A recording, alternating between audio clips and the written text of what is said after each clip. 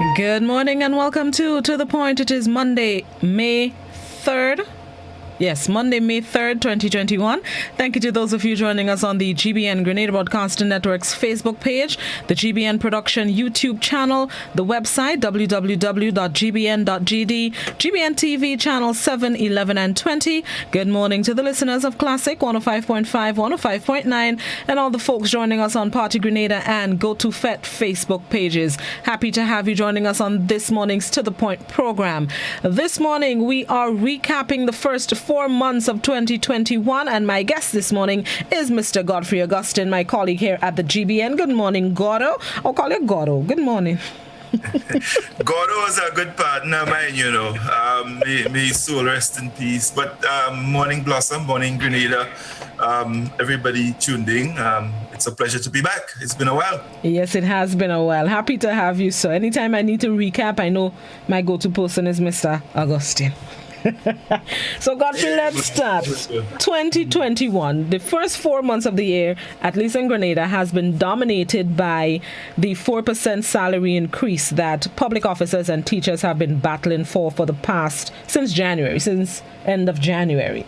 And that has been the primary thing happening. Before we get into the details, your overall thoughts on how the 4% saga has been unfolding?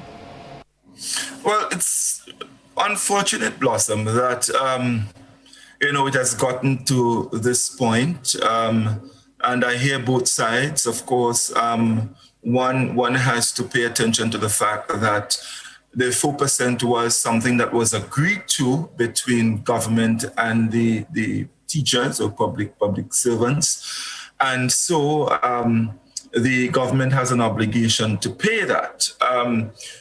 That being said, the government has come forward and say that they do not have the money. They're not in a position to pay at this time. All right.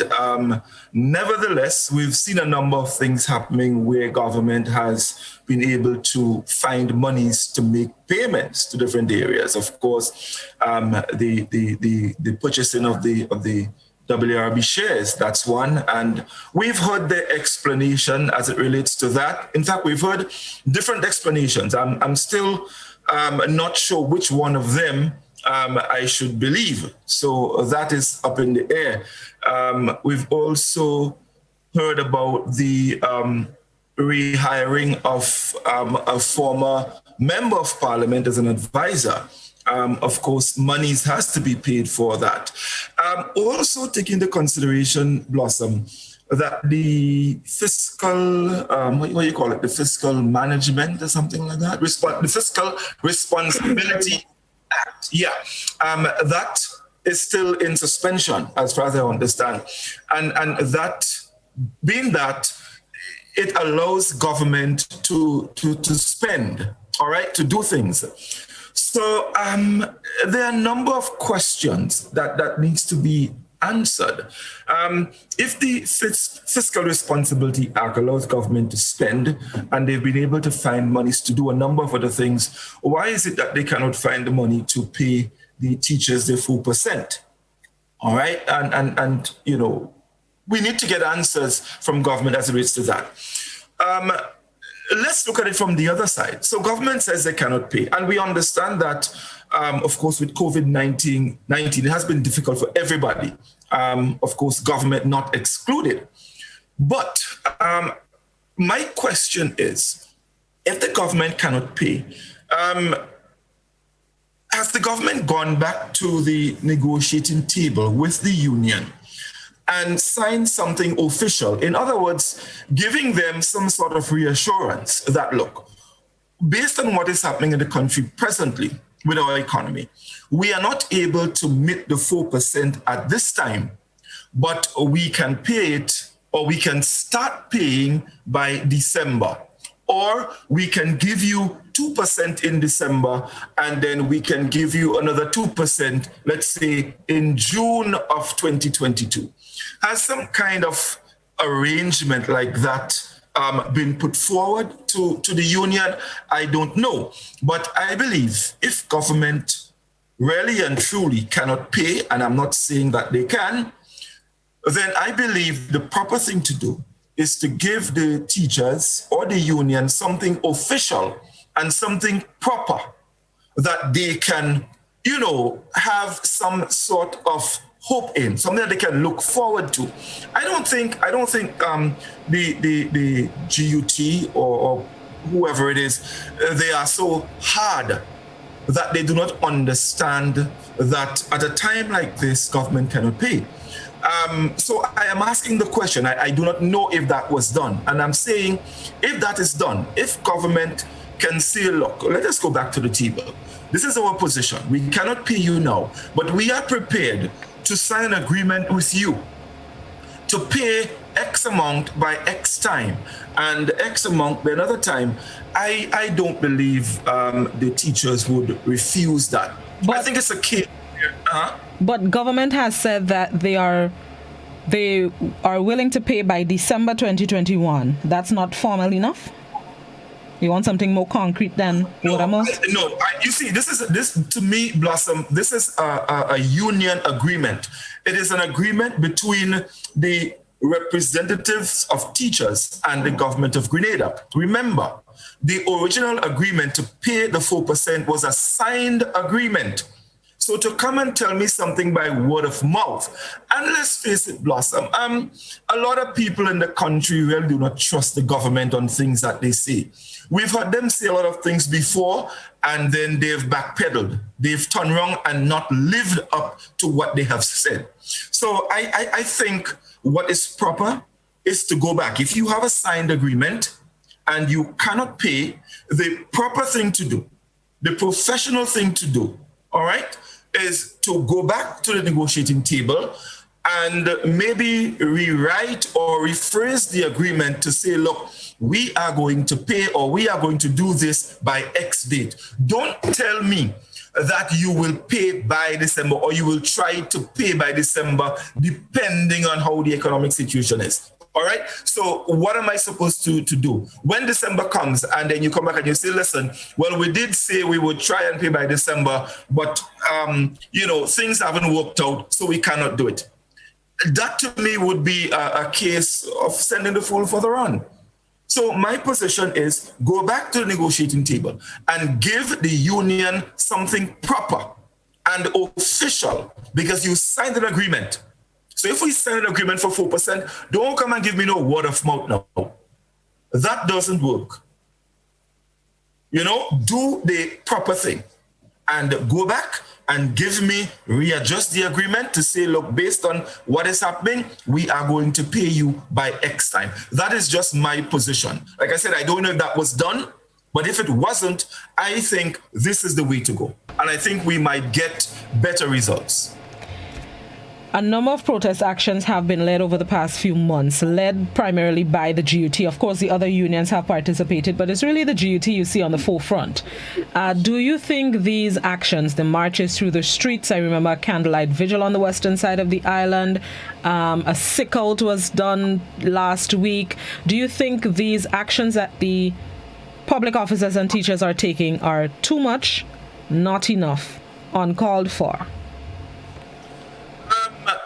I would not say it is too much. I would also not say it is not enough.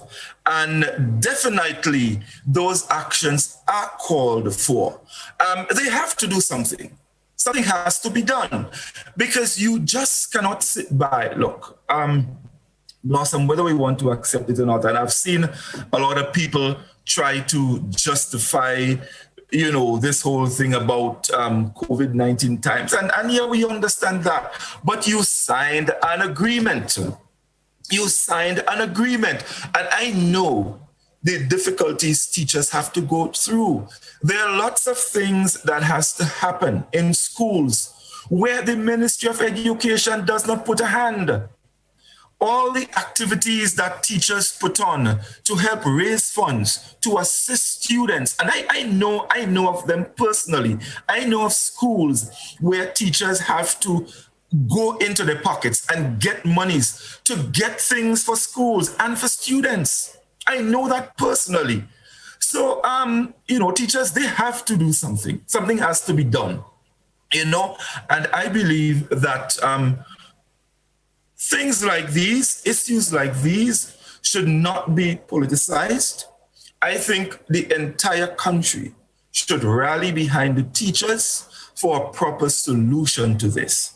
And like I said earlier, I am not disputing the fact that government maybe is not in a position to pay, but if you're not, then do the proper thing.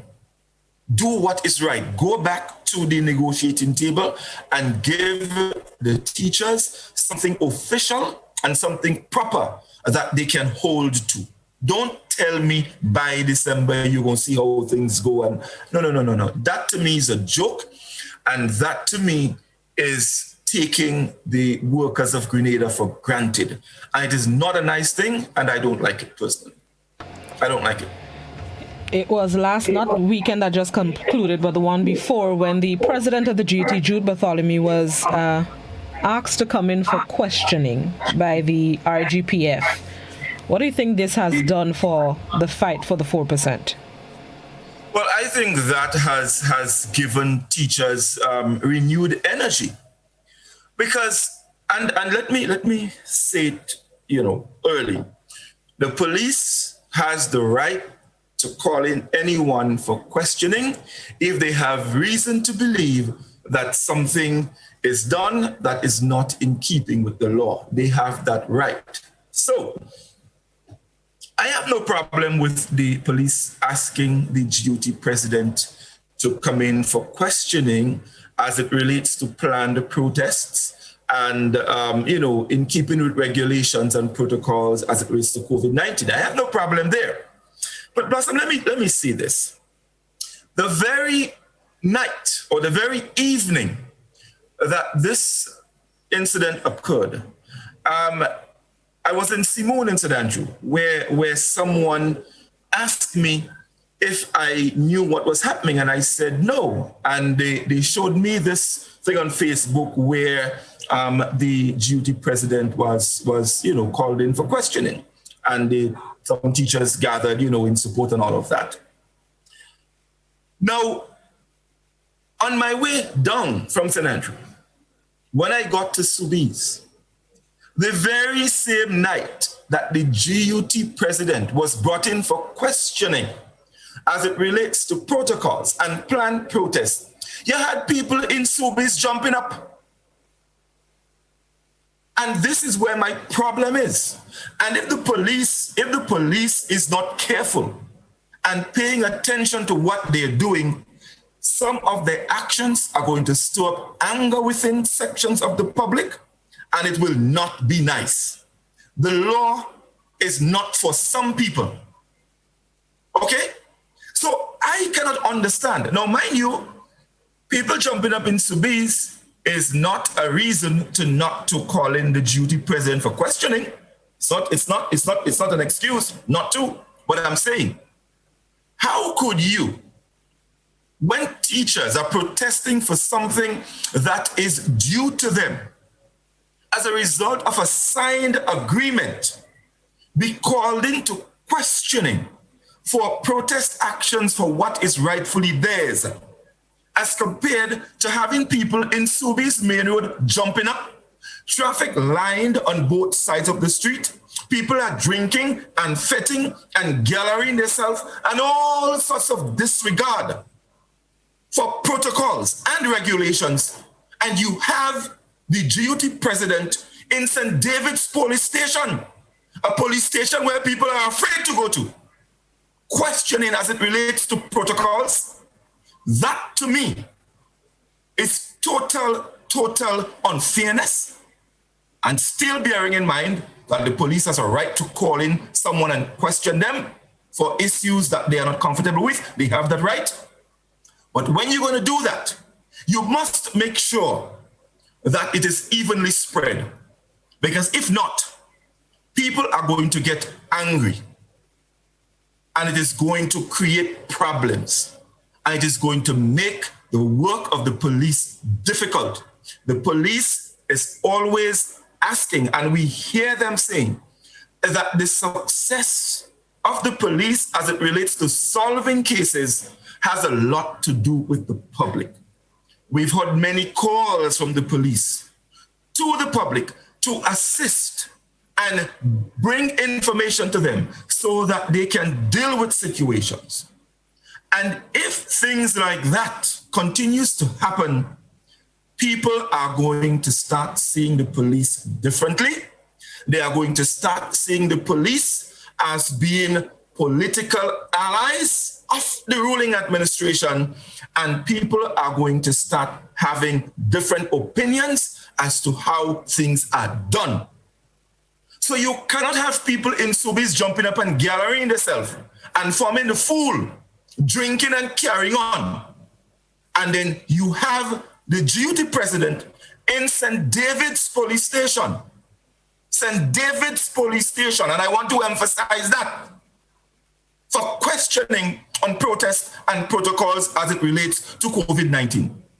Blossom, on Friday, when the teachers were protesting in St. George's, there was heavy police presence.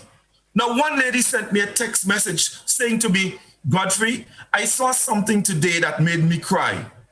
It brought back memories of 1983 because she said she saw a truckload of soldiers in town. I didn't see it. I forwarded the message to a colleague of mine who said, yes, they did see it. Now, Blossom, while all of this is going on, I am traveling in St. Andrew, in Dunfermline to be exact, by Mr. Solomon's shop.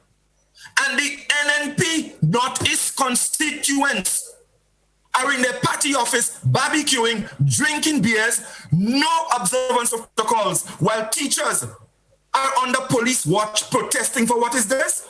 How could this be right?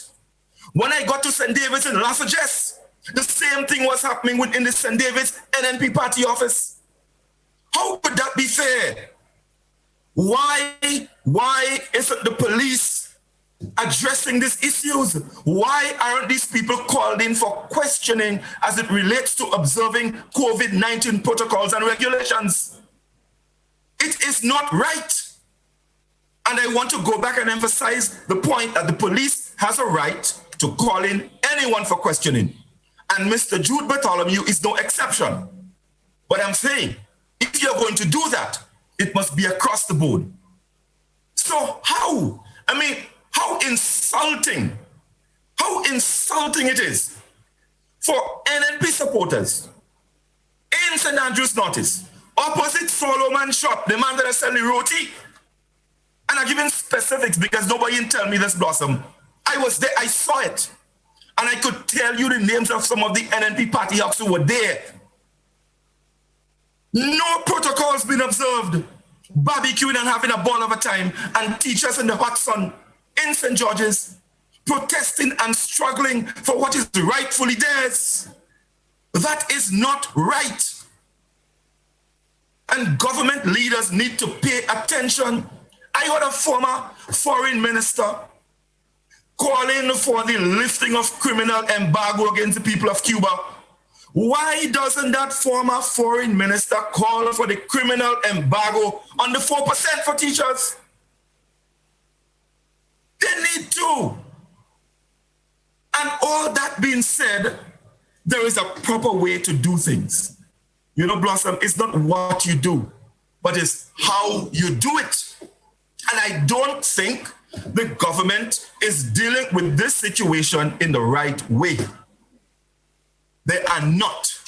And I think, and I'm asking the Prime Minister to please relook this whole situation and deal with this thing differently, take a different approach.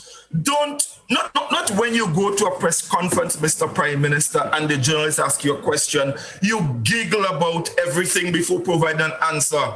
It doesn't send a good signal. I have heard people comment on it. People are commenting.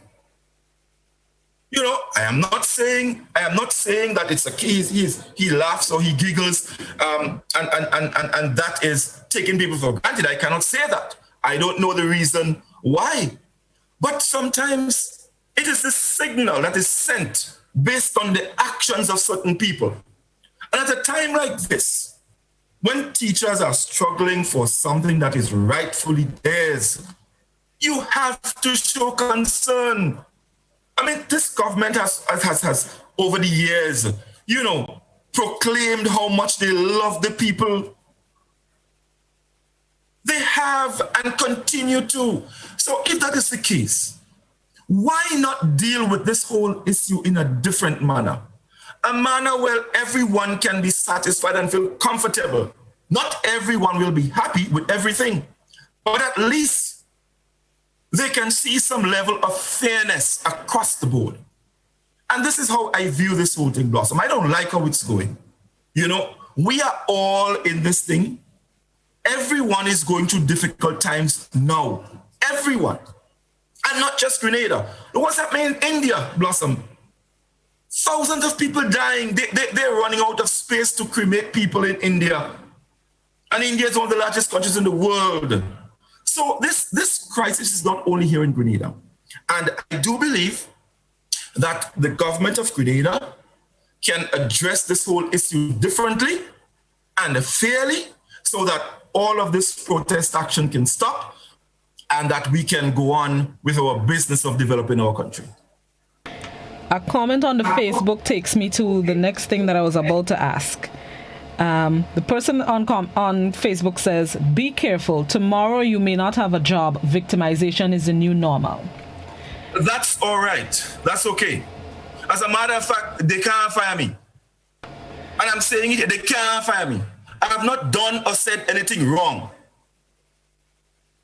Anything I say here is facts. I saw the NNP party hawks in Dunfermline. I saw them in Lassages. They're living far from me. So what I'm saying here, I am not lying. I am speaking the truth. And that's why whenever I speak, I'm not afraid to say what I have to say, because I speak the truth. So if you want to fire me for speaking the truth, you won't get through. But I'm bringing them up. Victimization, according to the comment, is the new normal. And that brings me to a recent situation involving not just one youth activist, but a few people have spoken out since she came out in public. She has even recently lost her job, and she has said it's because of victimization. How rampant do you think victimization is under this new administration in different sectors of the island, in no matter where you're working, who you're speaking out against? How rampant is victimization in Grenada? Also, I'll tell you this. I am very careful with whatever I see on social media. There are a lot of people on social media who have nothing to do. They idle. Some of them don't have sense, and they just go on Facebook and just write a lot of nonsense.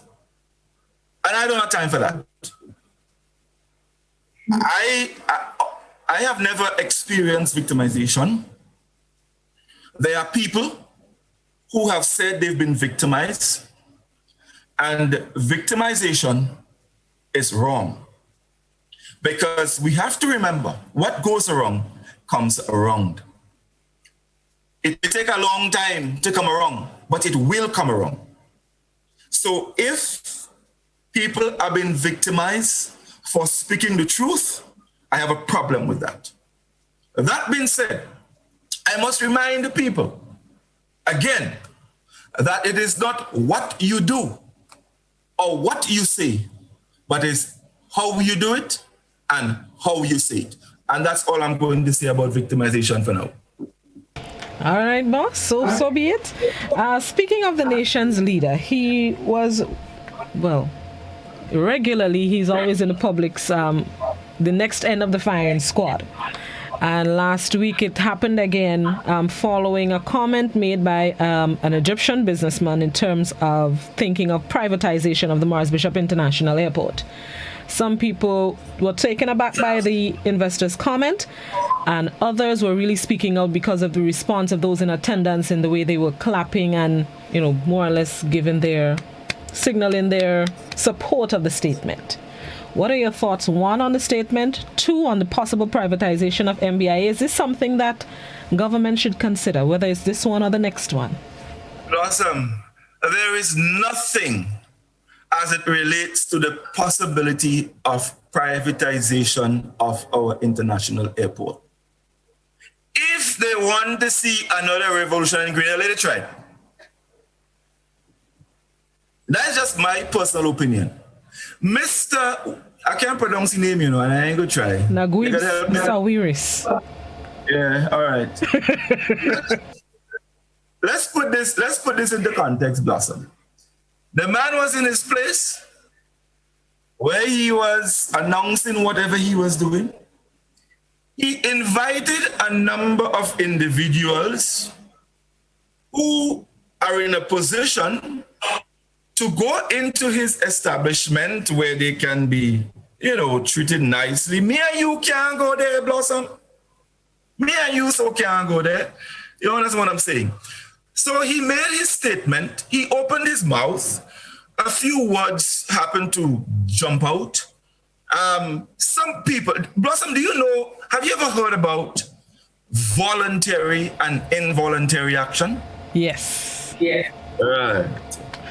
So I think what we heard, what appeared to be clapping was some actions by people who probably didn't even know what happened.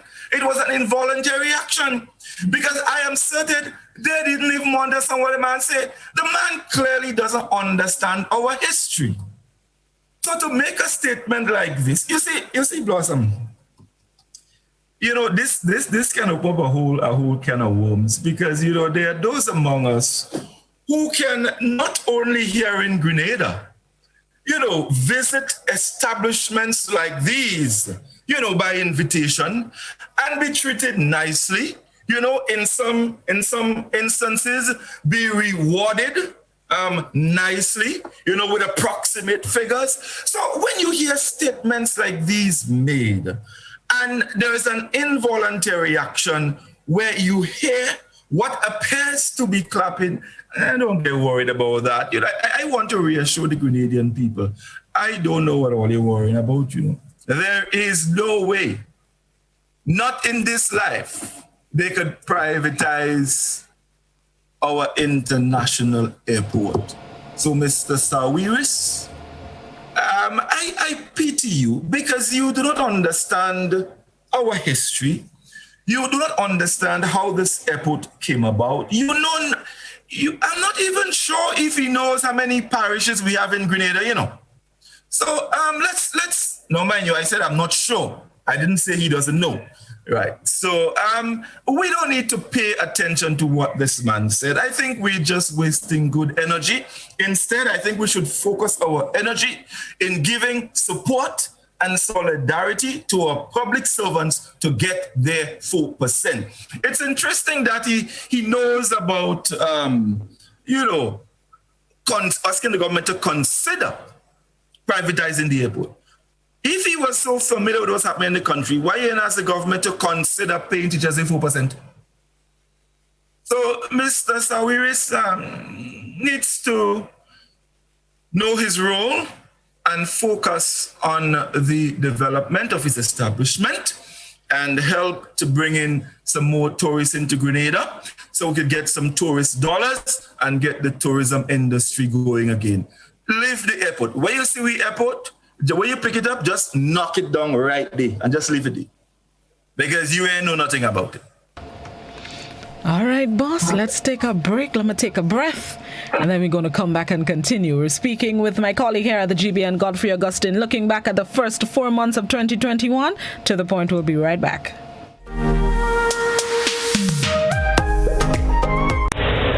Do you hear what I hear?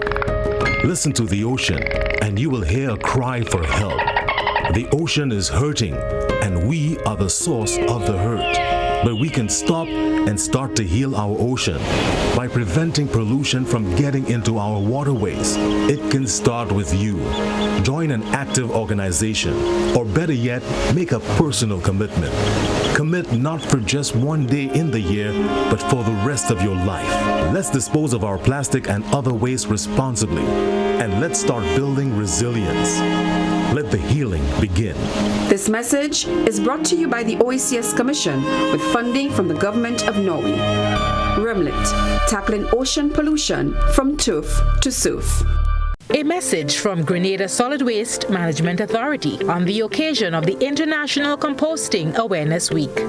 On the occasion of International Composting Week, under the theme Grow, Eat, Compost, Repeat, we at the Northeast Farmers Organization want to encourage our citizens to use compost for the growing of their crops and the flowers in their homes and around the environment. Composting is better to use instead of the chemical fertilizer. There are more than one reason. When you use the material from your kitchen waste to do composting, you are reducing the amount of unnecessary gas in the environment. You are reducing the amount of material that's sent to the landfill. 40% of what is sent into the landfill is not necessarily have to be there. Because what goes into the landfill is what you see ignite or aid in the burning of the methane gas in the landfill. If you take the very same material from your kitchen and you put it in a bin in your house, around your house, and you watch how this same compost, when you put it into your vegetable, how that will grow, you'll be surprised to know that what you're doing is better for you to eat than what you use from the chemical fertilizer. A message from Grenada Solid Waste Management Authority on the occasion of the International Composting Awareness Week.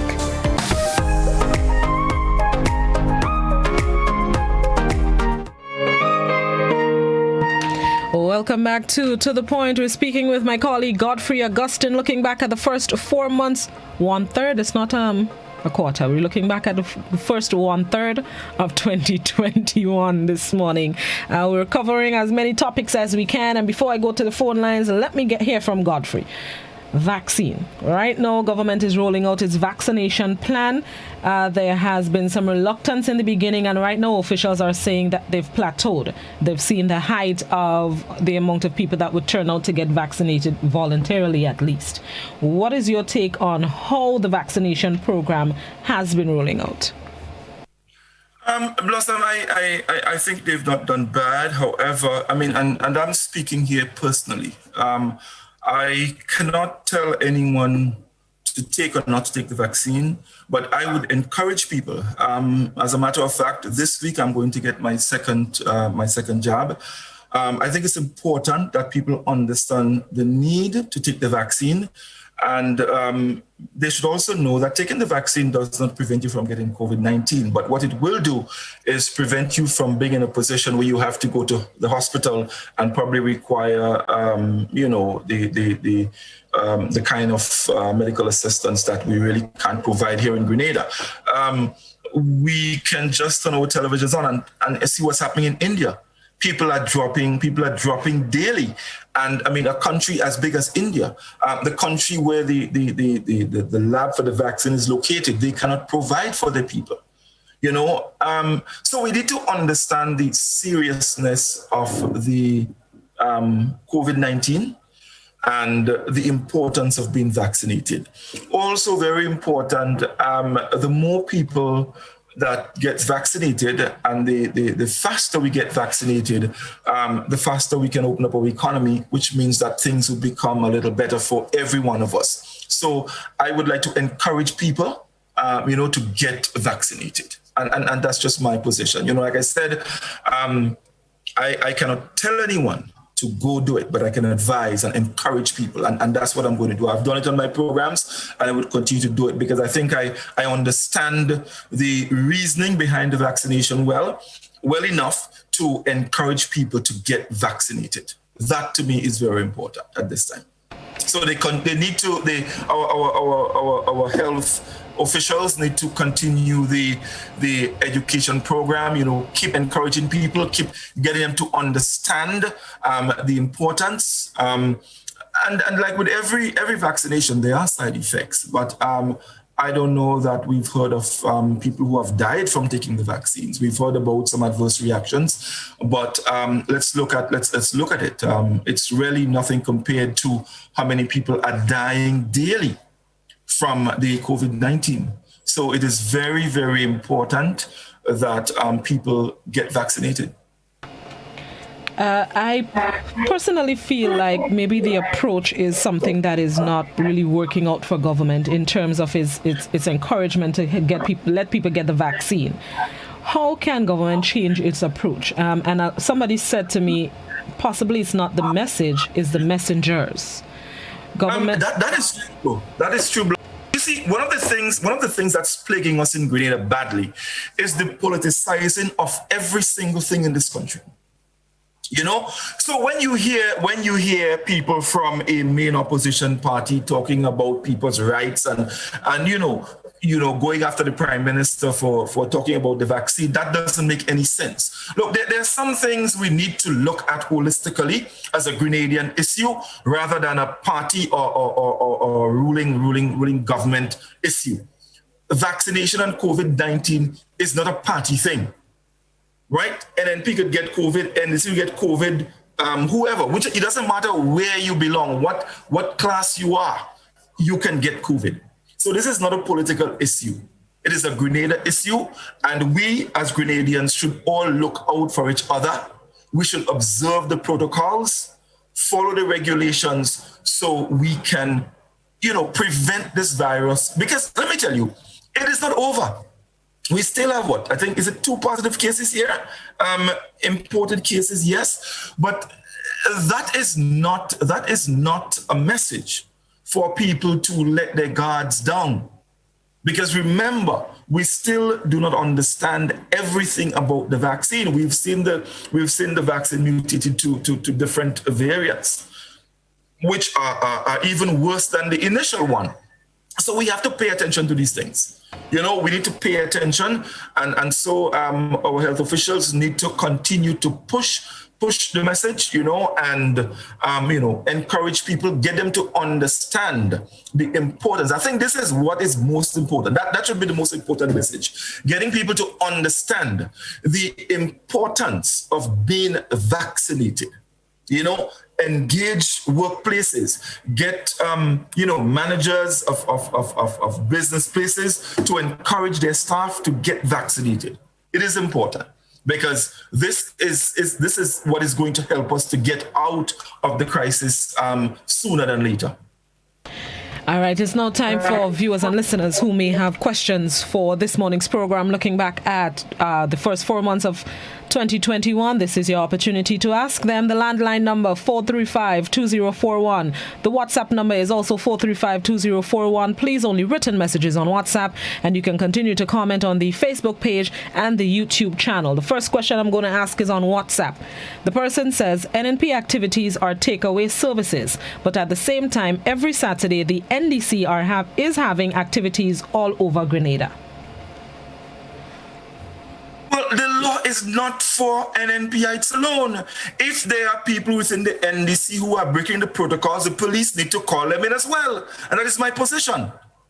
So it doesn't matter who. The law is for everybody. And that's why I'm saying it should be across the board. So I don't care whether it's NNP or NDC. If you are not observing the protocol, you need to be called in and you need to be dealt with accordingly. It doesn't matter who you are.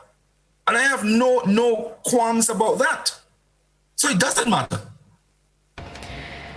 Good morning, caller. Good morning to you. And good morning to Mr. Augustine. You need to give me some medication for the suffering you make me hold here. Have a great day. No, to Mr. Augustine, you're so right. I listened to you for quite some time, and you're so right. Everything that you say, I give you an A in those things. I give you an A. We are at a point where, is it confusion or helplessness? But I want you to remember that even right now, the head of the CDC, they are looking into certain situations because a lot of people are now fully vaccinated in America and other countries, and they are getting the virus and being sick seriously. So is the vaccine working? Should people be forced to take the vaccine? I don't think so. But let me leave that there. My concern, sir, is where we are as a people in Grenada here. It seems as though we don't have representatives. It seems as though we don't have anybody who have an interest in us. this vaccine could come and go. Many viruses could come and go. But it's not this virus that is my concern. My concern is where we have placed the Grenadian people over the years. The world is not in short supply of money. It's not in short supply of food. Yet people can't get a job, and if you get a job, you cannot get the salary. Okay. To take care of yourself. It is said that if we take care of our body, we will not get it right, but our body will be able to fight. So why don't we concentrate on the different aspect of us, of our lives? Okay. Thank you very much. Godfrey? Caller, thank you for your comments and your kind words. Let me say this. I don't believe anyone should be forced to take the vaccine, but my question will be, and I'll be very blunt about it. So you decide you're not taking the vaccine, you're not following protocols, you go there, you get COVID-19, and what? And government is supposed to find money to provide health care for you? No, I have a problem there. Fundamental problem. Look, we have to be responsible as a people. COVID-19 is as real can be. And there are those among us who don't seem or won't seem to understand that. And we don't pay attention to protocols. We do what we want. And God forbid, you get sick, you get COVID-19. You require medical care. Where is the money for that medical care going to come from? If there are things in place to help you not to get sick, then why aren't you embracing it? No one is forcing you to take the vaccine, you know. No one is forcing you to take the vaccine. But if you get sick, seriously ill from COVID-19, and you have to go to the hospital, and there are no beds to accommodate you, what will be your reaction? Are you going to turn around and blame the government for not having enough beds? Well, the hospital has not had enough beds for years now. And it's not something we don't know. We know it. We know the position of our health system in Grenada. And if we know it, why are we pretending we don't, taking things for granted, running the risk of getting seriously ill? And then what happens? You turn around and you blame the administration for not being able to provide proper health care. Well, news for you. They have not been able to provide proper health care for decades now. And we need to understand that. And if we understand that, I think we would pay more attention to protecting ourselves from being ill. But here's the next problem. Over the past few weeks, a lot of conversations have been had about employers saying, get vaccinated or lose your job. Where do you stand with that threat? I call it a threat. I had a discussion with an attorney on our program last Monday, Your Law and You. And that issue came up, all right? Now, Section 7 of the Constitution speaks to people's personal rights, okay? But we also have to remember that no right is absolute.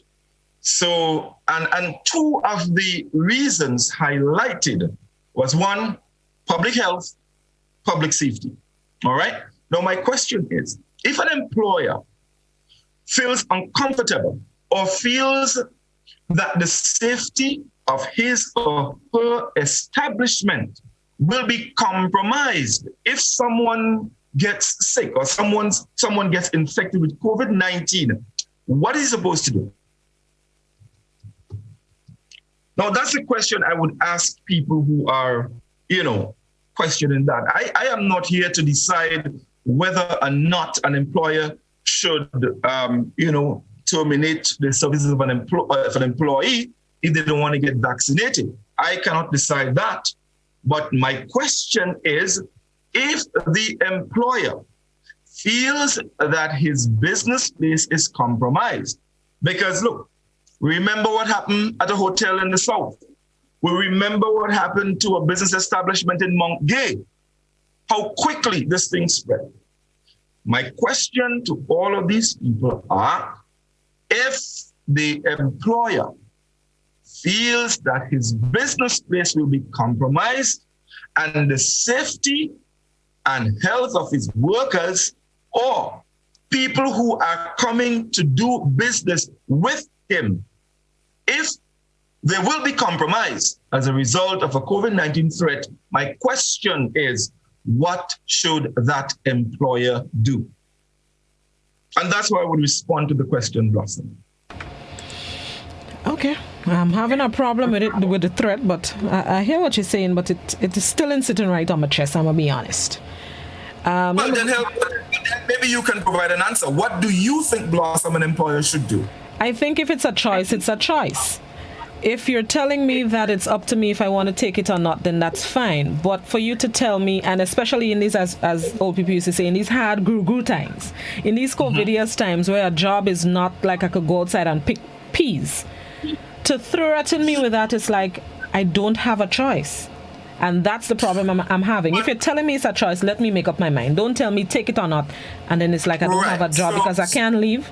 I understand. I understand that very well. And I hear you. But what choice does the employer have if that employee decides COVID or not, I am not getting vaccinated? There are ways that you can arrange your employees, because each or most businesses have different departments. So you take me out from dealing with customers on a daily basis and I'm, I don't know, in the back working on, I don't know, fixing the photocopy or something or the other, but some other part of the business. But Blossom, if it's a case where that person is asymptomatic and they're not showing any symptoms of the infection, then there's the option of doing daily tests or weekly tests with your employees. Whether you tell them if you don't take the vaccine, then you'll have to pay to get your rapid test every week, or such is the case. But don't give me an option, just like they've given people an option if you're visiting senior citizens' homes, is either you get fully vaccinated or you take the responsibility in case something happens. Then do the same thing. Tell me I would have to pay, whether it's $50 or how much for the PCR test, $400 and something a week to get tested if I don't want to get vaccinated. But don't tell me vaccine or dally out, because when I dally out, I can't pay my bills. I understand you, but I also want to look at it from both sides. And I believe that the employer has a right to protect his business place. Mind you, I am not saying that that right is to fire an employee, but I think the employer has the obligation or is well within his or her rights to protect his or her establishment from a COVID-19 threat. I like your suggestion. I like your suggestion very much, that let the employees pay to do their test to ensure that they are okay before they enter the place of employment. I like that. I like that. And even maybe that might be the propeller, because to shell out $400 a week. Well, exactly. So instead of threatening me, give me an option of what I can do in my life. Okay, let me ask you, Blossom. But has employers threatened their workers? Well, I see it as a threat. That's not the phrase they're using, but if you're telling me it's either or, then that to me is a threat, because it's not a norm. It's not something where I will come out on the good side in both scenarios. It's either I get vaccinated, which I don't want to do, or I lose my job, which I don't want to lose. So it's a double whammy for people who don't want to get vaxxed. All right. So the rights lie with the employees. I got you. Thank you. Appreciate it. All right, let me go by WhatsApp. Somebody on WhatsApp asks, when owners of hotels speak like that, it's simply because they themselves want to continue to victimize local workers. There's an ongoing trend at hotels where discrimination, racism, and victimization of our labor rights. Hence the reason why these hotel owners don't want workers to join unions. I agree with Godfrey. Over the weekend at Woburn, there was a big street jam. Local parlance? Blocko, who knows if these people got permission to have such, and every time I passed there wasn't any police presence and no observation of the COVID-19 protocols. Well, there we go. And that's my point. It should be across the board. It shouldn't be for some and then for others. It doesn't work. And my biggest concern here, this kind of thing can interfere with the relationship between the police and the citizens. And I'm very, very concerned about that, because we cannot afford to have a situation where there is this break in relationship between the public and the police. Because believe you me, that will result in serious, serious issues. So I'm concerned about that. Good morning, caller. Good morning, Blossom. Good morning, Godfrey. Hope both of you are doing good today. Yes, we are. Interesting discussion about that virus thing. Many people send their kids to school, and I'm pretty certain they can't get into school without taking smallpox and a bunch of other vaccines. Doesn't mean they can't get school. They could do homeschooling. Your suggestion about an option, both of those your suggestion and the alternative is actually a threat. Because if you're telling an employee that it's up to them now to pay for their test every week or every month or whatever, by the end of the month, they probably would have no money. So that kind of pressure would force them to take a vaccine that you said you would not take. The reality is we've been taking vaccines for a long time, Blossom. A long time, because of how we live, how we chose to live, how we choose to behave. We chose to deal with the common cold in a way that actually is making it what it is today. We use hand sanitizers that kills 99% of the germs. You know what happens to the 1% that's left behind? It doesn't get weaker, it gets stronger. We, on the other hand, for, let's say, the last 100 years, as a species, have gotten weaker because of these things. Our body's not strong enough to make these things anymore because of the things we're doing. So one of the things we need to do would be really nice, especially for our country in every aspect, is just to step back, take a step back and ask logical questions. How is this affecting my life? How will it affect my life? What can I do to prevent these effects from affecting my life? One brother said, eat differently, that would help. Exercise differently, that would help. Read, that would help. Stop leaning towards hyperbolic, conspiratorial nonsense, that would help. But that's not reality right now. The reality is we like conspiracy, we don't read, we don't eat well, and we don't exercise. And we wonder why we're going to die from the cold. Okay. The fact we do have a vaccine, research is there to show the efficacy of these vaccines. When you have these vaccines, is it perfect? Is everything in this world perfect? No. We have created this imperfect world that we live in, and now we have to use these things to live in it in a healthy manner, to have some quality of life. So unless we're going to change the world overnight, we will have to do certain things. All right. Thank you very much, caller. Godfrey?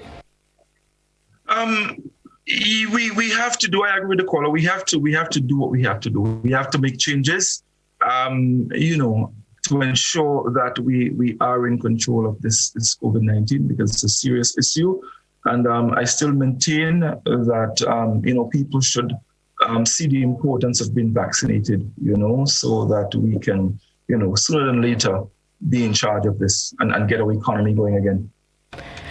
Somebody on Facebook says, 3 Sundays ago, it was said on a radio station up north that, and I'm missing the name, the person didn't put the name, that somebody will be joining with Patrick Antoine to contest the election along with Mr. Thomas, who is the current acting leader of the NDC. Is there any truth to that?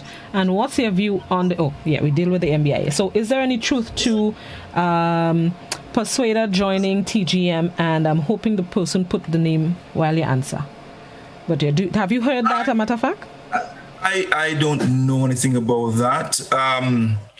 Someone said to me once that there was a gentleman on a radio station. I think the gentleman was the same one, I think, who was, he was tried for the murder of Innocent Belma. I think that was the person that was on the program. Making some reference to that, but I really don't know. I don't know anything about Persuader and TGM. From all that I know, TGM is not a political party. I know Mr. Antoine has an organization that they deal with issues. I have not heard of any announcement that TGM is a political organization. So, you have, Blossom, the thing is, you have people, and let me say it straight, unintelligent people who sing for their supper, who take advantage of other people, and they have free access to the airwaves, and they just open their mouth and a lot of gobar comes out. So I really don't have the time or energy to pay attention to these things. I focus on important issues, things that can help develop the people of Grenada, Carriacou, and PT Martinique, information that can enrich them, not to make them fools or idiots, or not to make them party hacks, but to help them to understand the importance of being a patriotic Grenadian and put our country first in everything, not having to depend on a political party to support you. When you have big, hardback old men who have nothing else to do than to sit and open their mouth and try to, to poison the minds of Grenadians with their nonsense. Uneducated people who cannot read, who cannot speak, have access to the airwaves, and mumbling a lot of nonsense and go bar. These are the people I think the police needs to go after. These are the people the police should go after. So I don't know anything about Mr. Thomas. Mr. Thomas I don't think Mr. Thomas is in the league of these people who talk in this kind of nonsense. I mean, come on, you cannot put Persuader in the same league with some of these people who talk in this kind of nonsense. Not at all. So Blossom, I don't know that. I know he's the interim leader of the National Democratic Congress, and that's all I know. Oh, the person said that, on the radio station, it was said that you will be joining Dr. Antoine and the TGM. I will be joining. That's what was said on the station. So yes Blossom, or no? They're making me tired. I am quite happy, Blossom, I am quite happy with what I do. I mean, look, the whole of Grenada gravitates to the GBN because of the nature of the programs that we're having. I mean, look at what is happening here now. Look at the comments on the Facebook page. Look at the comments on our Beyond the Headlines program. Look at the comments on our We Culture program. That's the kind of programming the Grenada Broadcasting Network is involved in. Not this kind of baby talk and nonsense that big, hardback, old men getting involved in because they want to like a walk in the market or they want a contract with wardens and this kind of not. We don't have time for that. We are out of the league.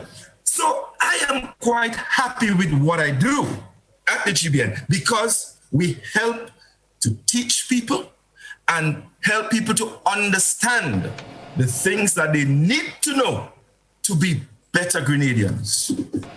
And that's all I'm going to say about that. All right, it's time for us to close, Godfrey, but a yes or no answer. Is Dr. Patrick Antoine the future for Grenada's politics?